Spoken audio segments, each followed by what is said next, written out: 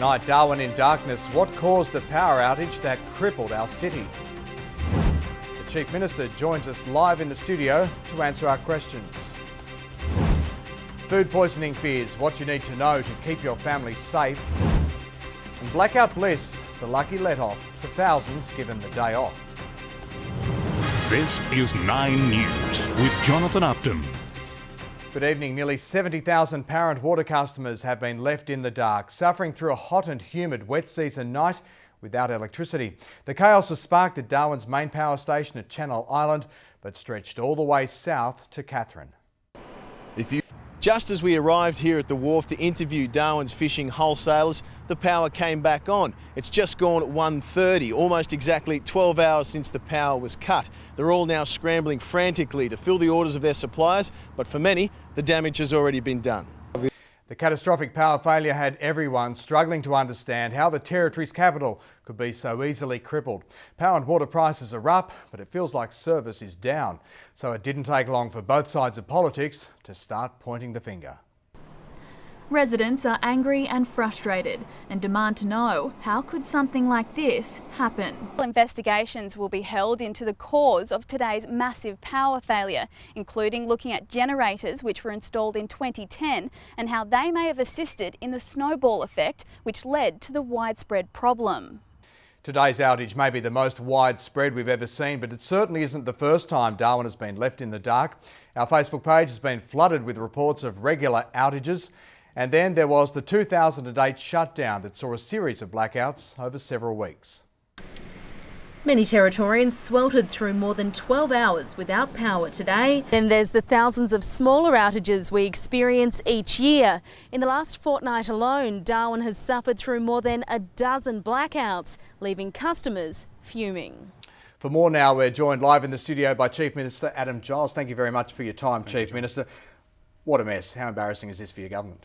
Well, it wasn't good to see the power outage today. All those Territorians who were suffering without power, difficulties getting to work and not going to work, public service cancelled, and all importantly, the kids once again didn't have access to school after the teacher strike last Friday. I think it shows that we can be brought to our knees socially quite easily through such things as a power outage. This is a power outage which occurred while regular repairs and maintenance work was being undertaken at 12:30 this morning. It's taken us a long time to get it back up and running, but we're very pleased that everyone pulled together, worked hard to make sure that it was brought back online. We saw in Kathleen's story earlier, there will be several investigations into this. Exactly what are you looking at? Well, there's three things in particular. From my side where I sit, we'll be looking at how emergency services responded, how the police responded, the transport network with the kids, the schools, how the principals and teachers worked in managing those kids who turned up to school, and how we worked with RDH being able to maintain operational services to both patients within the hospital and also those within the community. We'll also have a look within the next 24 hours about what exactly went wrong with the process, about how the repairs and maintenance failure happened, and then we're working with a broader review with the Utilities Commission, identifying strategically what we can do to improve the processes into the future. Is it really good enough though? Because when Country Liberals came to government, prices went up. When can we be guaranteed a reliable supply? Well, I think what we've seen since the failure of the Casuarina substation in 2009 and then the complete system blackout in 2010, there was a lot of work that was done at that point in time. There were new systems put in place. What we saw today through a routine repairs and maintenance work that was undertaken, there was a failure there, but fortunately, or unfortunately, but fortunately what happened was further explosions or disconnects through the power grid didn't occur because the safety mechanisms that were put in place ensured that it was only a 12-hour blackout with what could have essentially been 2 or 3 weeks had these systems not been in place. Sorry to interrupt, that's all well and good, but when is services going to be up and running? Well, they will continue to improve. Most people would know that we've got a structural reform process underway with power and water where we're trying to introduce competition, particularly through the generation and retail sectors, which will mean that when something like this may occur in terms of a blackout in the future, we'll actually have alternate providers to be able to source power from, put back in the network, so that mums and dads and kids don't have to suffer similar pain. Very quickly, we do appreciate you being here, but isn't aren't there some questions that maybe should be answered by Power and Water's Managing Director, John Baskerville? Like, he's getting paid $250,000 upwards a year, nowhere to be seen today, certainly publicly at least, refused to answer any questions from the media. Is that good enough? Isn't he the one who should be held accountable? Well, John was asked not to talk to media today. I said that I would take responsibility this afternoon. Paid enough, surely. Well, I think fair enough, Jono, but Dave Tolan is the shareholding minister of Power and Water. He took responsibility for the coordination of media and letting people know what was going on this morning, and I've taken over the role this afternoon to be able to ensure that people know that we are well coordinated in our review and response to make sure the power's on for mums and dads into the future. Well, hopefully we'll all have a better night's sleep tonight. Absolutely. Power should keep going. Thanks very much, Chief Minister Adam Giles. Well, let's find out where things are at right now. Let's go live to Amy Colbert outside Power and Water headquarters in Stewart Park. What's the latest, Amy? Well, Jono, the good news is power has now been restored to all suburbs right across the board, and services are slowly resuming right across the top end. Now, just within the last hour, bus services has resumed, and they should continue to operate as normal from now on. Also resumed are the traffic lights around town, so it should be a lot safer out on our streets for people.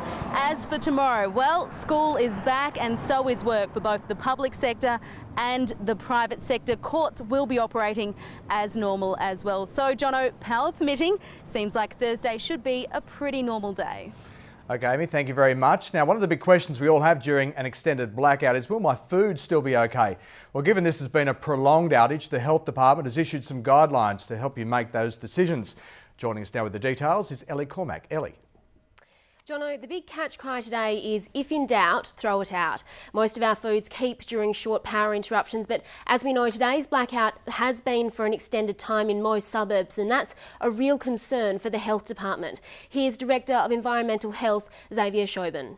Because most people have been in for a restless night, the last thing we need is a bout of food poisoning across the population. So once again, too, it's best to err on the side of caution, throw the food out. So here's the rule of thumb. Anything that's been kept in the refrigerator should be tossed out if the power was off for more than 6 hours. We're talking about milk, seafood, chicken, rice or any salads. Frozen foods will keep for up to 24 hours if your freezer is half full, and up to 48 hours if it's packed to capacity. But remember, these are just guidelines, and it really depends on the quality of your appliances, your seals, and often how many times you've been opening your fridge today to have a sticky beak. Of course, consuming spoiled products carries the risk of food poisoning, and it's the vulnerable groups, the aged, the young, and anyone with a weakened immune system who are urged to exercise extreme caution. Ellie Cormack, thank you. Now, while the blackout created a bad day in the office for power and water workers, for some it wasn't all bad news. Kids were given a spontaneous day off, along with 3,000 public servants. We'll have the rest of the day's news after the break, including the lucky escape for a driver at Coolangatta and a worrying twist in the search for the missing Malaysia Airlines plane.